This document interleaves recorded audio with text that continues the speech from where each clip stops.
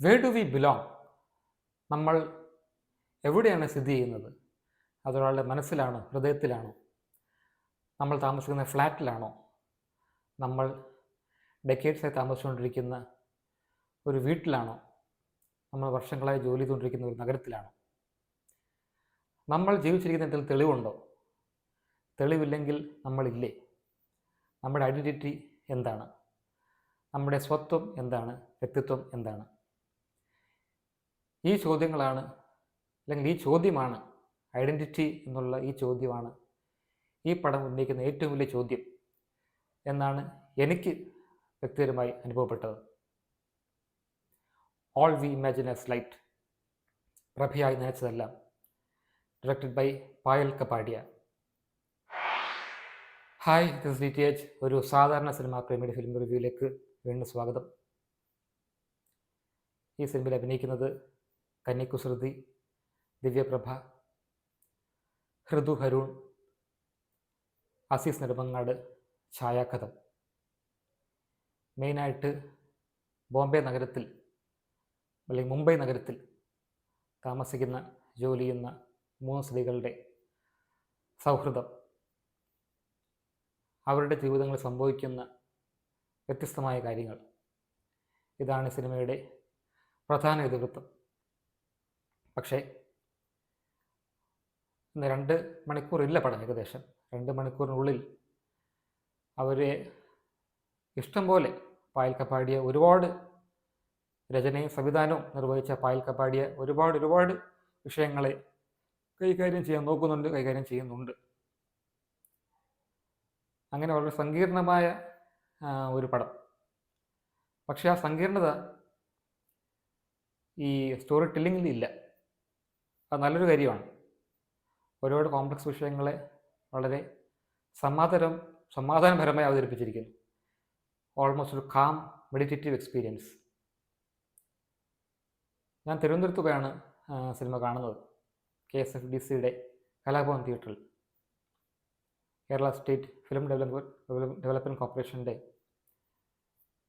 കലാഭവൻ തിയേറ്ററിൽ, പഴുതക്കാട് കലാഭവൻ തിയേറ്ററിൽ വെച്ചാണ് ഞാൻ ഈ പടം കാണുന്നത്.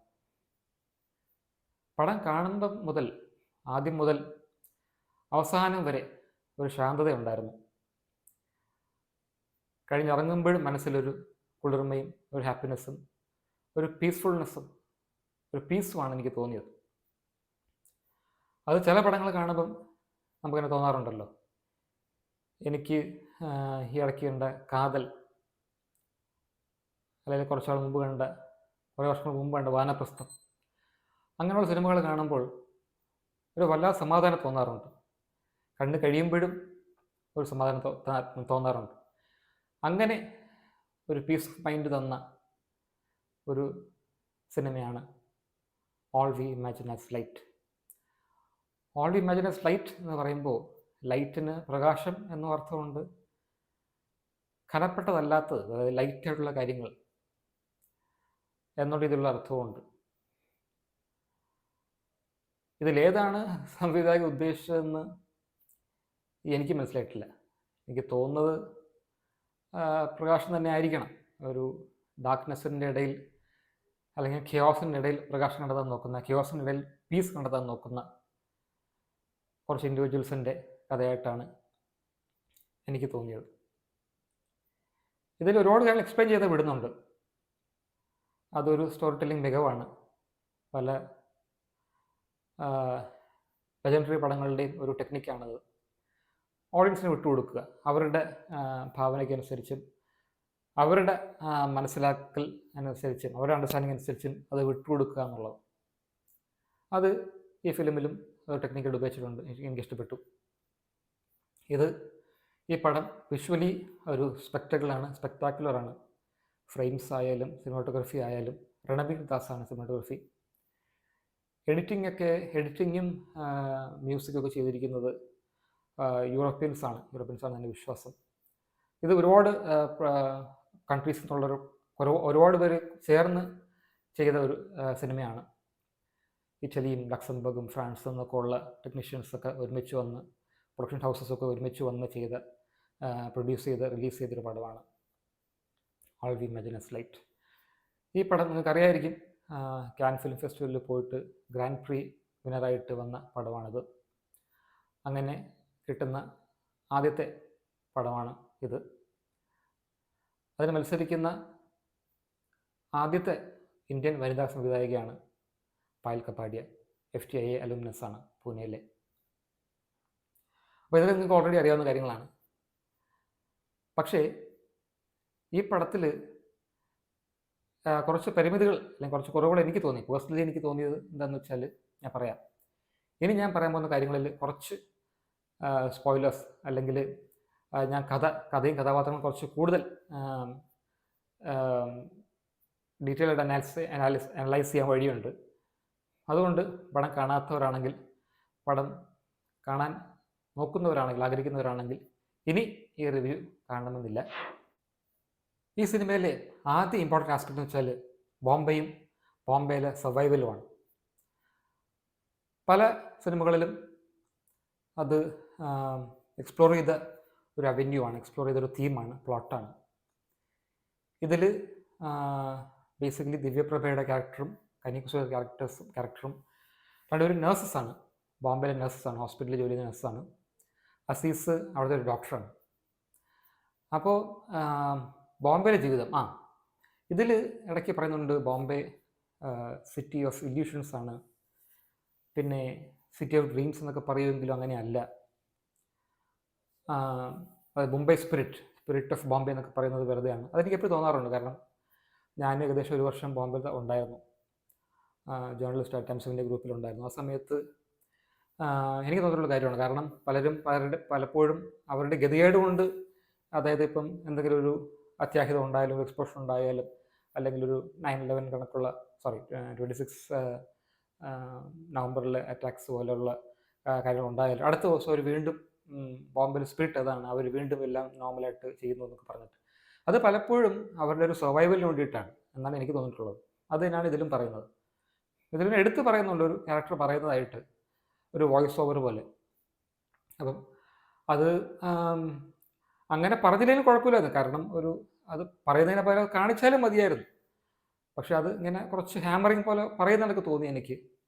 അതിൻ്റെ ഒരു പ്രത്യേകത വെച്ചാൽ ഈ പടത്തിൻ്റെ ട്രീറ്റ്മെൻറ്റ് വെച്ചാൽ ഒരു ഡോക്യുമെൻ്ററി സ്റ്റൈൽ ട്രീറ്റ്മെൻ്റാണ് കൊടുത്തിരിക്കുന്നത്.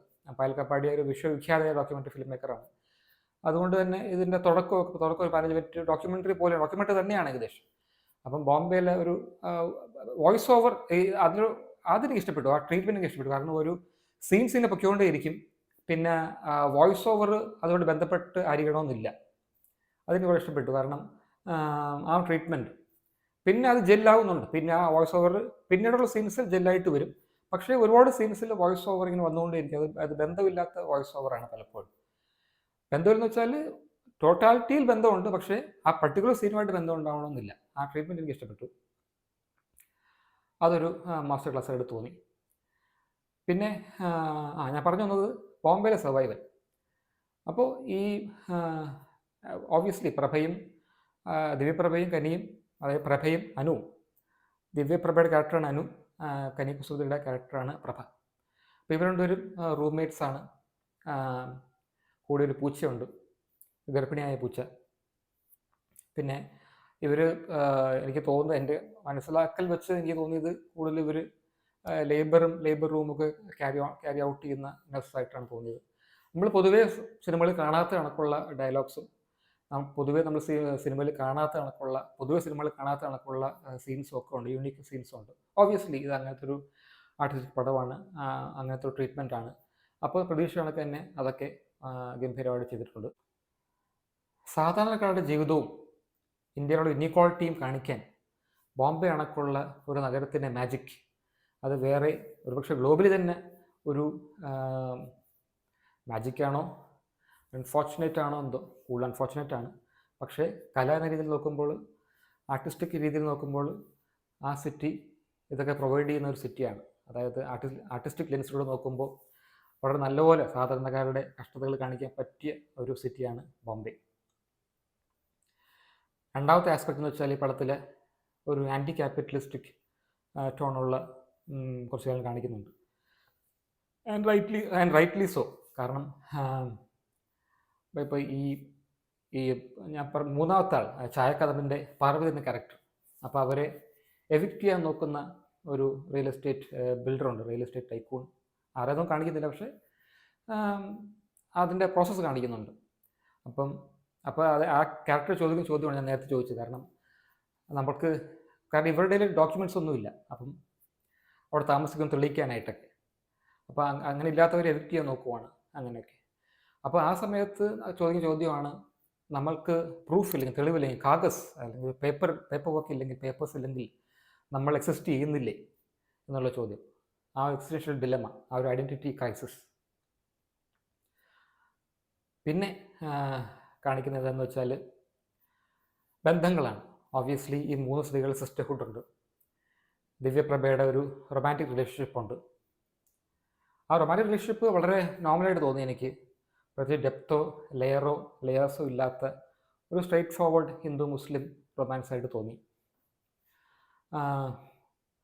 അതുമാത്രമല്ല, എനിക്ക് ഏറ്റവും സംശയമായിട്ട് തോന്നിയെന്ന് വെച്ചാൽ കന്യാകുശ്രുതിയും ദിവ്യപ്രഭയും റൂംമേറ്റ്സ് ആണ്. വളരെ അടുപ്പമുള്ള, വളരെ നല്ലപോലെ ബോണ്ട് ഷെയർ ചെയ്യുന്ന, പലപ്പോഴും ദിവ്യപ്രഭയുടെ വാടക പോലും അടയ്ക്കുന്നത് കന്യാകുശ്രുതിയാണ്, പ്രഭയാണ്. അനുവിൻ്റെ വാടക കൊടുക്കുന്ന പ്രഭയാണ്. അപ്പോൾ അത്രയ്ക്ക് ബോണ്ടുള്ള രണ്ടുപേരുടെ ഇടയിൽ അനു ചെയ്യുന്ന എന്താണെന്ന് പ്രഭയ്ക്ക് മനസ്സിലായില്ല, അറിഞ്ഞില്ല എന്ന് കാണിക്കുന്നത് എനിക്ക് വളരെ വിയേർഡായിട്ട് തോന്നി. കാരണം അങ്ങനെ വരാൻ ഒരു വഴി ഞാൻ കാണുന്നില്ല. കാര്യം അല്ലെങ്കിൽ അത്രയ്ക്ക് ബോണ്ട് ഇല്ലാത്തവരായി കാണിക്കണം, അങ്ങനെയല്ല. വളരെ അടുപ്പമുള്ള ആൾക്കാർ. പക്ഷേ ഹോസ്പിറ്റലിൽ എല്ലാ ആൾക്കാരും ഈ കാര്യം അറിഞ്ഞിട്ടും, അനു ചെയ്യുന്ന കാര്യം അറിഞ്ഞിട്ടും പ്രഭ അറിയുന്നില്ല എന്ന് പറഞ്ഞാൽ എനിക്കത് ഭയങ്കര സ്ട്രേഞ്ചായിട്ട് തോന്നി. അതിനേക്കാൾ ബോണ്ടുണ്ട് ഒരു പക്ഷേ പ്രഭയും പാർവതിയും തമ്മിൽ. പക്ഷേ ഞാൻ പറഞ്ഞ പോലെ പ്രഭയും അനുവായിട്ട് അതേ ബോണ്ട്, അതിനേക്കാൾ കൂടുതൽ ബോണ്ട് കാണിക്കുന്നുണ്ട്. പക്ഷേ ഇങ്ങനെയുള്ള കാര്യങ്ങൾ അറിഞ്ഞില്ല. പ്രത്യേകിച്ച് ഒരു റൂം താമസിക്കുന്ന ആൾക്കാർ ഇത് അറിഞ്ഞില്ലെന്ന്, താമസിക്കുന്ന പ്രഭ ഇത് അറിയുന്നില്ലെന്ന് പറഞ്ഞാൽ എനിക്ക് വളരെ സ്ട്രേഞ്ചായിട്ട് തോന്നി.